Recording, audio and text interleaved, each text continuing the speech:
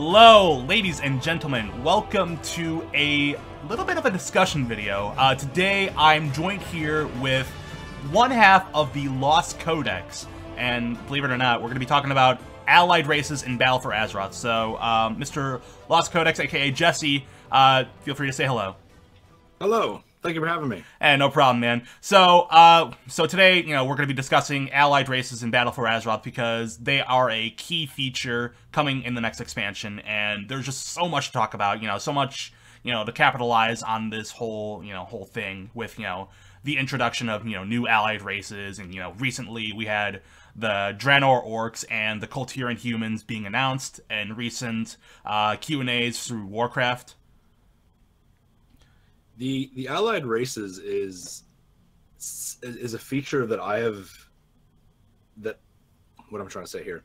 I'm so excited for the allied races because it's such a groundbreaking feature, and I don't think many people realize how smart this feature is. And I go off on a little bit of a tangent about the allied races in a good way, because when you introduce a new race, like the Pandaren or the Worgen or the Goblins, you have to make, there's so much you have to do. You have to make, first of all, the brand new models, animate all that, and be able to fit certain key armor pieces onto them. There's a lot that goes into that. Then you have to make a whole new level for them, so a whole new zone, which involves a lot of work from the level designers.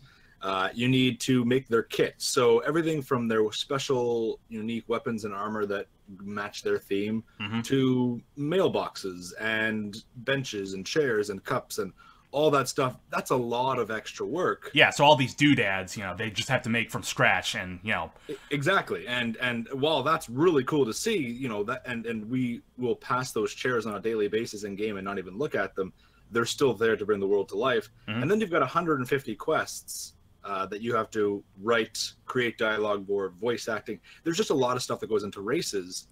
And when they announced allied races, I was very much, and before I knew the concept, I was like, okay, this looks cool. And then the way they explained it, taking an existing race or an existing race we've met before, and introducing them in a way that they don't have to design a new level. They don't have to design all these new assets from scratch, is to me the most, it's brilliant. And I would love 6 new allied races over 2 unique races in game any day, because those 6 allied races are just the first to come. So the orcs that are going to be coming and joining the Horde, all their assets are going to be used from warlords, and there's going to be someone out there who screams, oh, lazy Blizzard, reusing assets is the best thing they can do, because the warlords of Draenor, orc assets, ogre assets, and Draenei assets had key features in that expansion.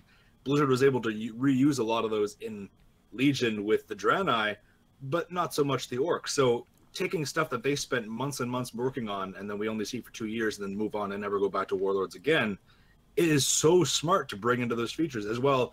All the Lightforge assets, they needed to make those for 7.3, but they also got it covered with the new Lightforge races. So all in all, allied races is something I'm so excited for, because the potential is there. Not to say that Blizzard, the artists, aren't putting the work into that, but they're able to focus so much more on implementing more of these races and more of these customization options, instead of focusing on all these different assets and stuff like that, while the art team can work on other parts of the expansion and going forward. So it's this reusable feature that I hope isn't just Battle for Azeroth bound. I'd love to see unique races one day again. I'd love to see, maybe ethereals. I don't think they should be an allied race. They should be their own race. Of course. But next expansion, wherever we go, maybe middle of the expansion, they introduce 2 new allied races that make sense for the expansion. I would love to see where they go with that, because it's such a reusable feature that the possibilities are just endless. Of course. And, I'm just going to say flat out, you did mention, Warlords of Draenor, how, people were, up in arms, getting, naughty about, just, how Blizzard was just, really lazy about that. I mean, that's not true. That's not true at all, because they put a lot of work and design into the art assets, making the zones beautiful, the quest dialogue, for all the leveling zones, the voice acting, the cinematics, of course the cinematics, because Taron Gregory just does an amazing job with all these cinematics. Like, holy crap. I mean, I just can't remember where I read it, but, I mean, someone did mention, like, I wasn't even thinking about it, and then, somebody brought up, oh, but, think about, how beautiful, the zones were, look how beautiful Shadow Moon Valley was, Frostfire Ridge, Nagrand. Nagrand was one of my favorite zones back in Burning Crusade, and, to see it in the past, before it got shattered by, by the Burning Legion and, by Ner'zhul and everything, that, I was just, like, awestruck by, how beautiful Nagrand looked. Same, and we'll have to have a separate call where we revel in the glory of Warlords of Draenor, because I think a lot of people like to circle jerk hate it for its negative aspects. A lot of the cut content or missing content, of course, and those content rots, people remember those vividly, and that clouds everything else. And I look at people, I'm like, did you not think the leveling zones were good? And they go, oh, I guess they were. And did you not think the art was beautiful and the music was? Oh yeah, I guess it was. Then stop hating on a whole expansion, because don't get me wrong, there were many things wrong with it. And I think Blizzard realized their mistake, and actually Ian Hazatosis came out and said, we messed up, give us another chance with Legion. And they blew Legion out of the water. Legion was amazing. They literally did. So I think we'll definitely have to have a separate call, because I can go on for hours about Warlords of Draenor, the good and the bad of that expansion. Yeah, the good, bad, and the ugly. But you know what? I mean, for what it's worth, WoD, for what it's worth, it was a beautiful expansion. We'll just leave it at that. Agreed. Right. So, going onward. So they recently announced Draenor orcs and Kul Tiran humans, and recently we were having a discussion about. Can I lay down the law just for this interview? Right. Can we call them Tarasian humans for Tarasian. this interview? I knew you were gonna. I knew you were gonna say that. The reason is, and for anyone listening, the reason is because Tarasian is the old school way of calling Kul Tiran humans by what they are. Sean Copeland on Twitter referred to them as Lordoranian, Stormwindian, and Tarasian humans. Obviously, Kul Tiran sounds more closer to the word cultist, so I get that. But in my interview with Alex Afrasiabi at BlizzCon, he said it, and I said, "Are you sure it's not like Tarasian?" Yeah. And he looked at me. He goes, "It could be just my accent. I don't really know." So everywhere in game, you see the word Kul Tiran. Right. But let's call it Tarasian today. Some people might be salty if we call it that, and that's fine. Yeah, I mean, we don't care. So let's do it. Right. Mostly ladies from my Discord. Yeah. So Tarasian humans. So we just found out from yesterday, as of recording this. This is coming out sometime next week. We found out yesterday, March 15th, that Tarasian humans are going to be an allied race for the Alliance. And they're going to be the fourth one for the Alliance, whereas, the Horde has the Draenor orcs. And recently, we were talking about, different race class combos, and you mentioned, like, it would be cool if humans could be druids. So we have the Tarasian humans being druids, and I gotta ask, that pretty much stems from the whole, Drustvar, druidic thing, right? If I'm not mistaken. It does. Okay. And I've seen a lot of people get angry about human druids, and to me, I'm kind of like, why are you angry about human druids? The Gilneans were druids before the Night Elves got involved. They had harvest witches, and it goes back to the old school fantasy of like wicker wood witches kind of magic, and this whole idea of Tarasian druids was kind of stemmed on Wowhead not too long ago. It stemmed in a couple Discords, but a lot of people sent them some pictures and stuff, and Wowhead did some digging, and they found an NPC in game that references using magics of the old ways. And I think it's a female, and she's wearing some like green and brown robes. Right. And it kind of suggests like, all right, like, is there something druidic going on here, and not Azerothian druidic that we're familiar with? No Emerald Dream scenarios, good. Good so just like wicker, wicker witches and everything, right? Almost like death druid magic. Oh, okay. And that's not an exact translation, but like the wicker golems that we see in Drustvar, right? They're made of trees and skulls, and they're you saw that in real life, that'd be the most terrifying thing possible. Yeah, I'd probably shit my britches, just looking at them. Just run. So book it. I'm really excited about, and this topic's gonna bring in the Dark Iron Dwarves as well. Right. Oh, yes. How it looks a little bit like the Alliance Druids right now, and we know nothing about the lore of Terrassian Druids except that their bear form looks amazing. Oh yeah. But looks terrifying. So I'm hoping that these Terrassian Druids of the old ways are practitioners of a certain kind of wood witch druidic magic that's almost a little dark in a sort of way. A little, I don't want to say evil, because there is the whole Terrassian and the Sea Priests and what's going on with the tentacle faces. Oh, yes, yes. And that we'll get to in just a moment, the Sea Priests. Sea Priests, yeah, whole other topic. Yeah, but with the druidic wood witches, I really hope it's a darker form of druidism that we see that we've never seen before on Azeroth. Just like Dark Iron Shamans. Oh, yes. Before they announced them, before the totems were data mined, I was sitting here going, like, I don't see Dark Irons being shamans, because Blizzard's shaman narrative in the game stems from Orc and Tauren shamanism primarily, and that we must respect the elements, and the elements are these great beings, and the shaman in Legion, the class hall leader, helps bring rise to 2 new elemental lords, but he works with them, and there's this unity of the elements and all peace and stuff. And the dark shaman that we saw with Garrosh's Horde were corrupting, twisting the elements, binding them to their will, and we have like the Korkron Dark Shaman using soot and ash elementals, and just corrupted versions of the 4 elements, air, water, earth, fire, just corrupted versions of them. Yeah, and the thing with shamanism is you have to ask for help, and that's the thing about elements, is that they can say no. And obviously gameplay wise, you're never, I'm going to cast lightning bolt, and nope, you cannot do that because the elements are dicks. That's never going to be a thing. But lore wise, it could be. You could ask for help, and the elements could say, you know what, I don't care to help you. And so Garrosh was like, that's unpredictable.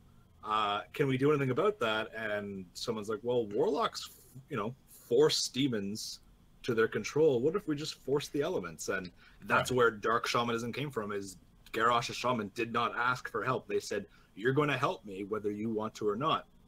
And I almost want to see that with Alliance shaman, because the Dark Irons have been a slave to Ragnaros for generations. That's, that was my, little concern there.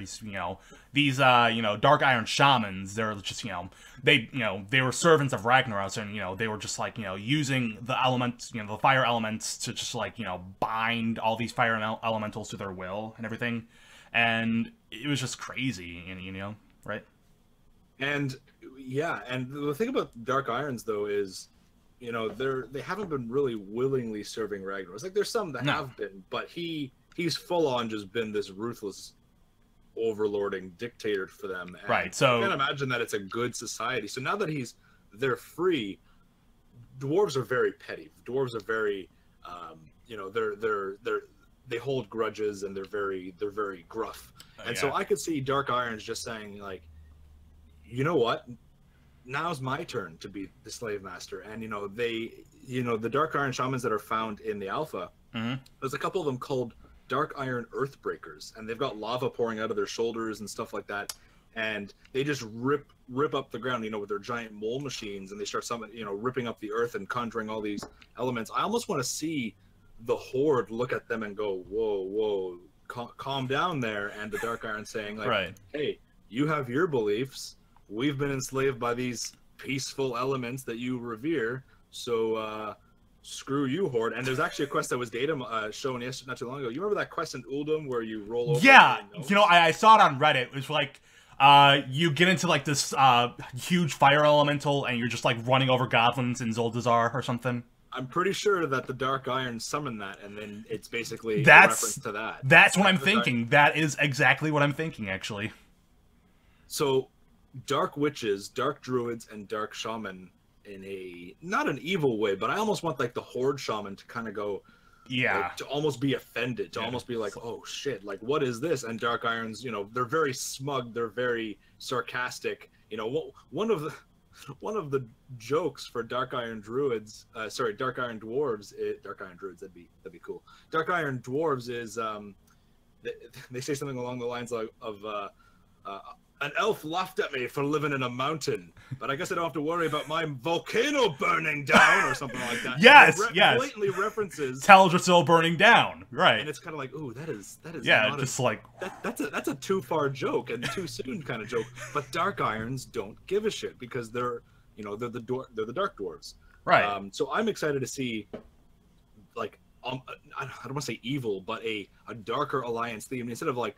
I love the alliance aesthetic, but right. darker druids and darker shaman in these new races coming in, and then we have the void elves. I want to see some darker elements to the alliance coming in, and maybe even horde shamans kind of going, whoa, that's not cool. Yeah, and seeing where that goes. Just like backing up, just like all right, just just please don't harm the elements, please. Calm down, man, calm down. Just like quivering right there. So yeah, there was another thing, Zandalari paladins. I know this was like mentioned. That is just like a whole can of worms, just like ready to be opened, because like people are just like, oh my gosh, just up in arms about, they want Zandalari paladins because we had the Zandalari prelates and in Mists of Pandaria during the Thunder King. Yeah, and did you hear what was said in the interview yesterday, the Q&A at the very beginning? I didn't catch the Q&A until like later, and then like they just started talking about like gameplay stuff and quality of life stuff. But I do know that they're thinking about adding like Zandalari paladins. Like there's supposed to be like some sort of quest or something, if I'm not mistaken. Well, so basically people have like been pushing, give us Zandalari paladins, Zandalari paladins. Mm-hmm. In game, there's a little room where there's a bunch of Zandalari prelates, and the leader says, "Hey, we're a small order of priests of Razan, giant T-Rex, right? Loa. We worship the light, and we fight with weapons and spears. And no, we don't have an open spot for you." So it's kind of like Blizzard kind of saying, "No Zandalari paladins." Then, and spoilers to anyone who doesn't want to know the quest stuff. Do you care about spoilers? I don't care. I don't care. All right, spoilers to anyone who doesn't want to know what happens Horde side, but something happens with Razan, this light Loa, and he dies. Right. And the prelates lose their powers, and she even says, we can't commune with the light anymore, but some of us can, and she's skeptical. And so I was kind of like cheesed about that. I was a bit salty because it's basically, to me, this is just me thinking the worst possible thing. Right. Blizzard didn't want to give Zandalari paladins. People said, here's the evidence, give us Zandalari paladins. And they said, how can we write them out? And so not that they went out of their way to kill off Razan and for the sole purpose of not giving us Zandalari paladins, but that thought briefly came to mind, like, did Blizzard just not want to give us paladins? And I'll come back to that in a second. There's a little faction-related issue there. All right. But what Ian said yesterday was, he thought it said, Razan dies and they lose their power. And he goes, but does that mean the prelates have lost all their power? Could they get their power from somewhere else? Right. And then he hesitates and he goes, that's something we're gonna learn. We're gonna figure out. So he didn't say no, flat out. And the reason I love Ian's Q&As is he just says it as it is. There's no beating around the bush. And unfortunately, a lot of developers over the years have kind of hemmed and hawed about features, and players are stupid and take it the wrong way. And then when something doesn't happen, they get mad. Ian just says, you know what? Here's what we're thinking of doing. We might not do it. And he's very honest. He did not say no Zandalari paladins. He said, let's see what happens. Let's see, can they find another way? And to me, that's almost partially confirming that we're going to get Zandalari paladins. And at BlizzCon, in an interview, I forget with who, they said that some of the artists said, it's kind of cool how, the Horde get shaman only allied races and the alliance get paladin only allied races. It's kind of a throwback to vanilla. Right. And I was kind of like, who the hell cares? Like, no one cares about Horde only shamans and alliance only paladins, because I wanted Zandalari paladins. So I was like, that's never going to happen. Dark Irons are now going to be shamans. So that throws that whole argument out the window. If Dark Irons can't be, Dark Irons can be shamans, Blizzard doesn't have that Horde shaman alliance paladin only allied race thing going on anymore. Right, of course. Which makes me think internally they went, you know what? No, let's change this up. And Zandalari paladins, baby. Yeah, yeah, definitely. I do want to like throw out just a little bit like a few more questions because I'm starting to run out of time here. But Sorry about that, man. no, it's okay. I mean, we could save this for another video or whatever. But so a few more questions. So one thing you did talk about was the possibility of the Draenor orcs having like the monk class. I know you were talking about like how they could be like the Blade Master class, or sort of like a Blade Master, because monks in Battle for Azeroth get to wield two-handed weapons again, so that's pretty cool. I hope. I hope, yeah, but I heard somewhere that they're going to be wielding two-handed weapons and not one-handed swords or fist weapons like they had with the monk artifact weapon. But Draenor orc monks, it just doesn't roll off the tongue for me, honestly. Really? Yeah. Okay. Hey, I'll convince you. All right. Enlighten me. Here we go. Monks. Let's not look at monks. And here's the thing: all of Blizzard's classes have a prime fantasy. Let's look at it from a not prime fantasy. Paladins are champions of the light and vindicators on the battlefield. Don't look at Tauren paladins like that. Don't look at Zandalari paladins like that. They're their own thing. Same with druid. Druids have almost always kind of fall that way. Okay. Trolls a little bit more savage, but trolls go in the Emerald Dream. Shamans, kind of the same thing. Goblins are a little bit different. Goblins like make contracts with the element. That's kind of funny. Same with the monks. Monks have only ever had one prime fantasy, and that is meditate, eat, sleep, drink, pandas. I love the Pandaren aesthetic. I love Pandaren. Mist is my favorite expansion. It's up there as one of my favorites as well. Very closely tied with Legion. I'm conflicted, but I digress. The main element of the whole, especially the whole class hall, is Zen, meditating, peace, unity, fighting, unity, stuff like that. Let's not look at it like that. Let's look at it as the core. Where does the monk class come from, and who shares elements like that? And so you've got like the physical aesthetic, the beads, and the beads don't mean anything, but Samuro from Heroes of the Storm, an infamous Blade Master, wears the same beads. And Samwise Didier always used to draw his Blade Masters. That's where I like get it from. Like Samwise, I feel like Samuro is like just one of his favorite characters, to draw and whatnot. And so he did draw a lot of the Blade Masters with these beads and stuff, but other non-Samuro orcs in the Burning Blade clan were also shown with beads, and you can also argue Thrall's shown with beads, so that means nothing. Right.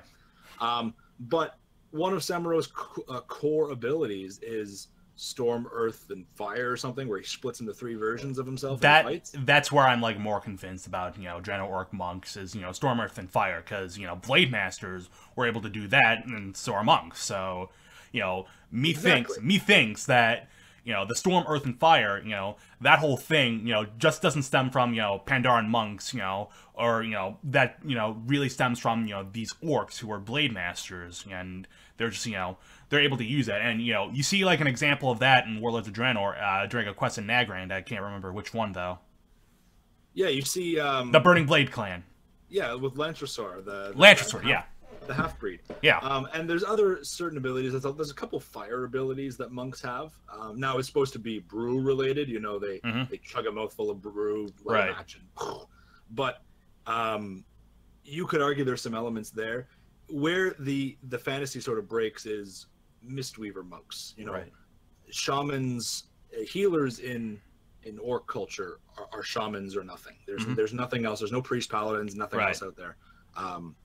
And yeah, there are, regular orcs can be monks, but original orc culture, there's not. Now you could argue that, and you can argue, the chi is the essence is the element of spirit, which is what also shamans use to heal, in a way combined with the element of water. So you could argue that a Blade Master is a warrior with a flaming sword, but also using shamanistic healing magic as well. If you wanted to make like an RP character background and go into depth with this, not using chi, not using the whole Pandaren kind of thing, but rather focusing on the element of spirit to heal your wounds, calling on the elemental lord of, and there isn't a representative of the spirit elements at the Throne of Elements, but it still exists. It's still something that the shamans call heavily upon. So I hope that Blizzard considers this, and I haven't seen much conversation on it, so I don't know if it's even on their radar, but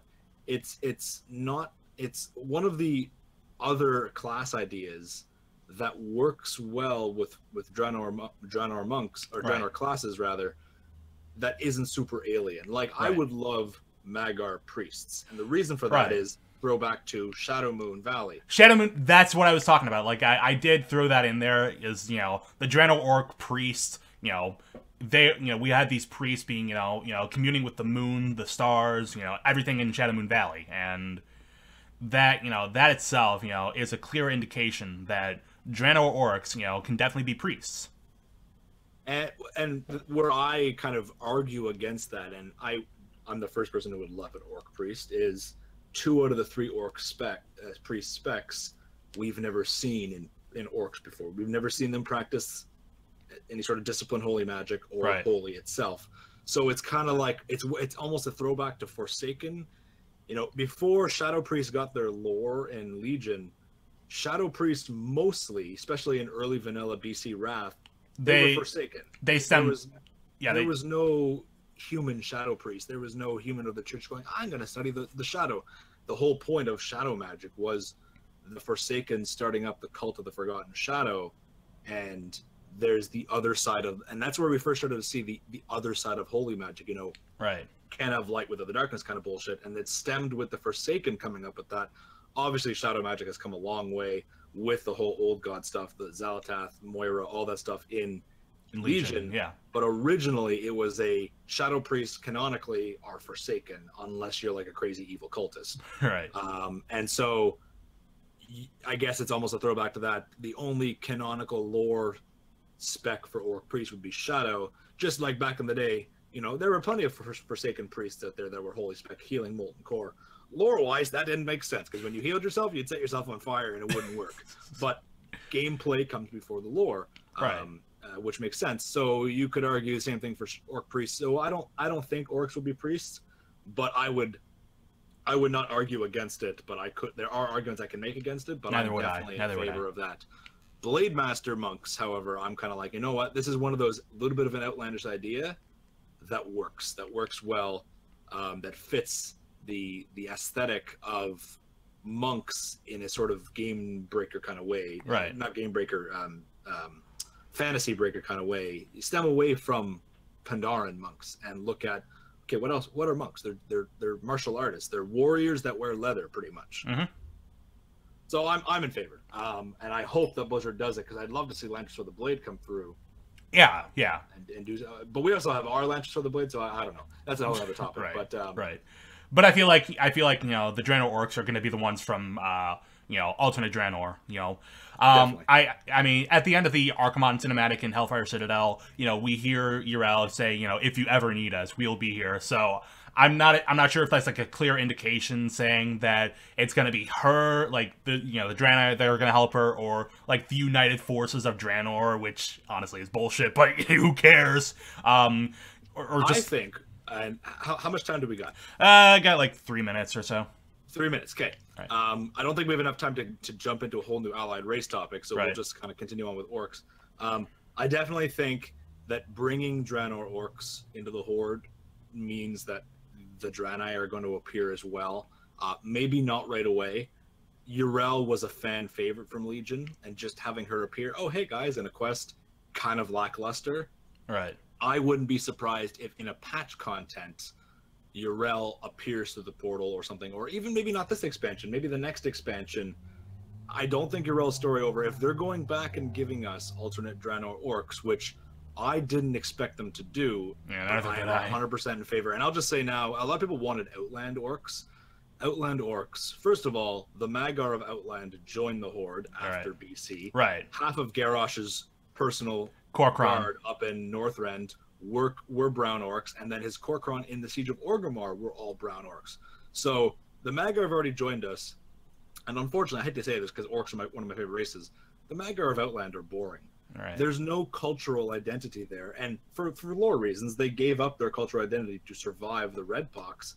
There's no clan identity amongst them, while the alternate Draenor orcs still have the Blackrock clan identity, the Frostwolf, the Warsong, the Shattered Hand, all that still exists, while Outland orcs just banded together and are called one tribe kind of thing. Right. So I was arguing before they confirmed it, I was like, no, it better be alternate orcs, because it does not make sense to have Magar from Outland come and half of them have Blackrock skin. That makes no sense because we've never seen that before. Why do half of these Magar from Outland have Shattered Hand skins? Right. We've never seen that before.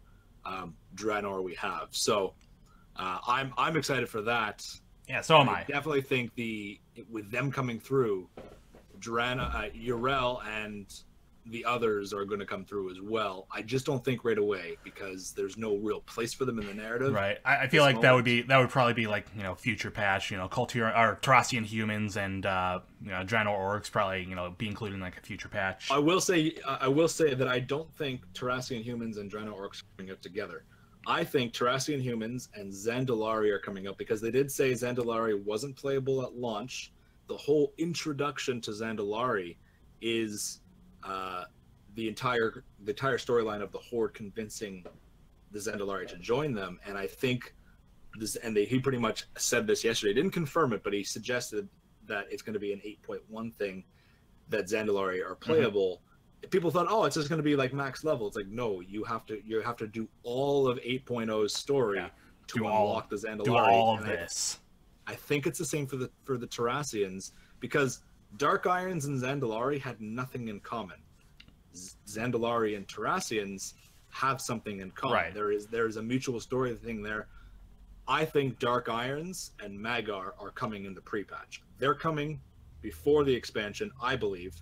So we're gonna get Magar orcs are pretty much good to go. Like everything's there. They could launch them tomorrow. We don't know any of the quests, but like everything, they're ready to go into game, aesthetic wise, armor wise, mount wise. So I see them coming with the Dark Iron Dwarves before the expansion. That's my guess, because it doesn't make sense to go through Zandalar and then an 8.1. Oh yeah, we brought more orcs. Right. So I think that's where it works, story wise. But yeah. So final remarks here. We'll just, say this flat out, for future allied races. I'm just going to say this flat out. This might not be, anyone's cup of tea or anything, but I'm just going to say flat out. Volpera, Sethrak, not going to be an allied race. I'm sorry to say, not going to be an allied race. They don't even fit in the story. They're like... So, I love the idea of allied races being races we've met in the past. I'm skeptical about allied races being new races, but it works with Lightforged and the Void Elves. Right. You look at Volpera and you think, okay, little furry creatures. I'm excited to see their story, and I want to see their story and see how they are in game. Right. Before I want them as a playable race. They work because they're goblin skin. I mean, granted, they have put them in because fan service. Yeah. But if they're a cool race, like if they're a bunch of cool, like little sneaky, stabby desert people, and they've got like a funny or interesting story element to them, I wouldn't mind if they joined, so long as the story made sense. If we kill half the Volpera out there, okay, there's no room for them to join the Horde or Alliance. But if they actually have an interesting story and I'm invested in them, I'm open-minded about it. Same with the Sethrak. Sethrak models are wicked and not suggestive of allied races. Right. Volpera are. I don't think that means anything. I think a lot of people see Volpera using a goblin skeleton and say, "Oh my god, confirmed!" It's like that's not confirmed. Or any race that has like a dressing room option in like Wowhead or WoW Model Viewer. Like it's like up in arms, just like, "Oh my god, allied race confirmed." No, it doesn't mean that. We should get Tortolan as an allied race. Oh, I'd be okay with that. Yeah, I'd be totally cool with the Tortolans. I haven't heard them speak yet, but they just look. Apparently, in Zandalar, they just want to be left alone. They're just sick of everyone's shit, and the Horde kind of appear, and apparently they're just really like, no, just leave us alone. We don't care about your stuff. Yeah, Shamoosh, go away. which is kind of funny because, you know, we're always sticking our nose in people's faces, and Yeah. finally someone says, just go away, Horde. Yes, finally, like, somebody understands. So, like, I understand that, but I mean, I honestly don't see them being like a allied race in the future. Not even a neutral allied race. Maybe, but I'd accept that. I'd accept. I would totally accept that, you know, in a heartbeat. Yeah, same. I need to see how they are story wise, like physically, aesthetic wise. All right, they're, you know, cute little fox people. Right. We've never seen them before in Azeroth, but that's the thing about Azeroth is there's so many undiscovered places, and obviously Blizzard can't not create new races. We can't just have a bunch of like the Quillbar all over Kul Tiran, which makes sense. But I'd be disappointed if we saw no new NPCs. But there's always that argument. Okay, well, how come we haven't seen Volpera before? Good point. Right. Maybe they were the only ones trapped on this. Why hadn't we not seen Pandaren before? We only saw one Pandaren. Why do we see no one else? They made a lore reason for it. So if it makes sense and I'm invested in the story, I might change my mind. But looking at it up front, it's like, okay, little cute fox people. And we actually saw a suggestion of the Volpera when they came out with the Shadow pet, you know, the little fox. Yeah. Look at the face of Shadow. Look at the Volpera. Very similar. Very similar, yeah. And I was actually convinced they took the aesthetic for that and just swapped it over. And you always see that in late expansions, you see hints of the next expansion. So Warlords of Draenor came out. Before that, Mr. Pandaria, the Fey Dragon appeared out of nowhere. And we're like, well, Fey Dragon on the store, that's cool. Fey Dragons were the Draenei racial flying mount in Shadowmoon Valley for Warlords. Warlords of Draenor came out. We saw the Mana Rune Saber. That was really random. Oh, look, Suramar, Night Elves. We saw the Moose Mount with Archimonde. Why is there a Moose Mount from Archimonde? Oh, look, there's Moose everywhere in Legion, right? Yeah. So a lot of people were looking for that hint in Legion, and there wasn't a blatantly obvious one up front. The little fox, I looked at it and I'm just like, and I remember thinking, like, is there like going to be a new fox NPC or a new fox race? And I thought right away, when I think of a fox race, I think of a desert and I think of like an Arabian style. They don't exactly have an Arabian style culture. But I remember thinking that'd be kind of cool. And then Volpera, I was like, whoa, that's almost spot on. That's kind of cool. So awesome. Blizzard's little way of sneaking in things that people don't realize. All right. Yeah. All right. So we're just going to wrap up here.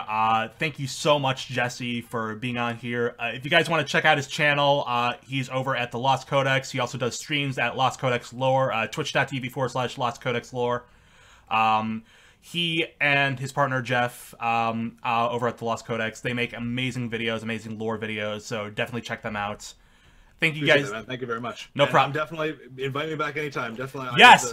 You are more than welcome to come back anytime, man.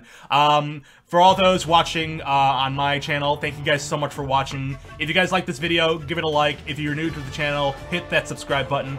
And if you want to support even all of us, you know, the Lost Codex is, you know, himself, definitely support him over on Patreon. Support me over on Patreon. Support anyone else. You know, everyone here on Patreon. Just like give all of your money to every person ever on Patreon. Yes. Forever. All right, but yeah, thank you guys so much. And as always, stay hungry, stay foolish, and be awesome. Thank you guys so much, and I'll see you guys next time. Bye-bye.